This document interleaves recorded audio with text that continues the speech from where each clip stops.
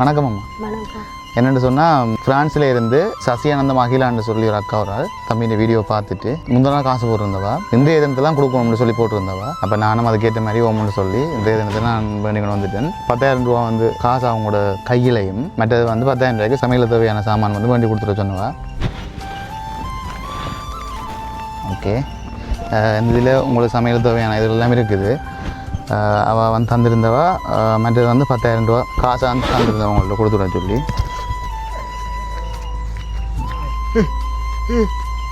என்ன என்ன சரி பாருங்க, எண்ணி பாருங்க, சரியா உண்டு.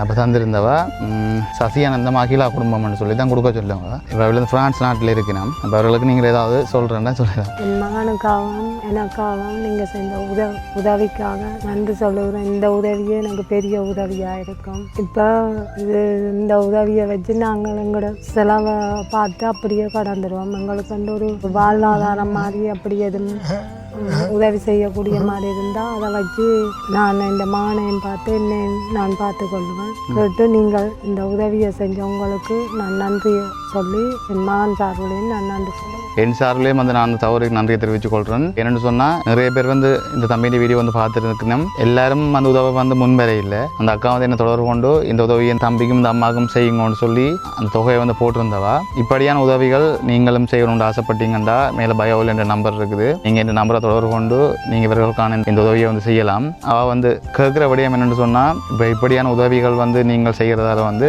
குறிப்பிட்ட நாட்களில் வந்து இது வந்து தீர்ந்து போயிடும். ஒரு வாழ்வாதாரம் மாதிரி தனக்கு ஒரு உதவியை செஞ்சால் அவள் வந்து அதை வச்சு இன்னொருத்தர்கிட்ட வந்து கையேந்தாமல் அதை வச்சு தானே வந்து உழைச்சி முன்னேறுவான்னு சொல்கிறா. உங்களால் அப்படியான உதவிகளை நீங்கள் செய்கிறதுக்கு விரும்பினால் நீங்கள் என்ன தொடர்பு கொண்டு நீங்கள் அந்த உதவிகளை நீங்கள் செய்யலாம். அப்படிலாம் எங்களுக்கு ஒரு பாட்டு படித்து காட்டுங்க. அப்படி நான் இப்போ உங்களை எத்தனை நாளாக கேட்குறேன்.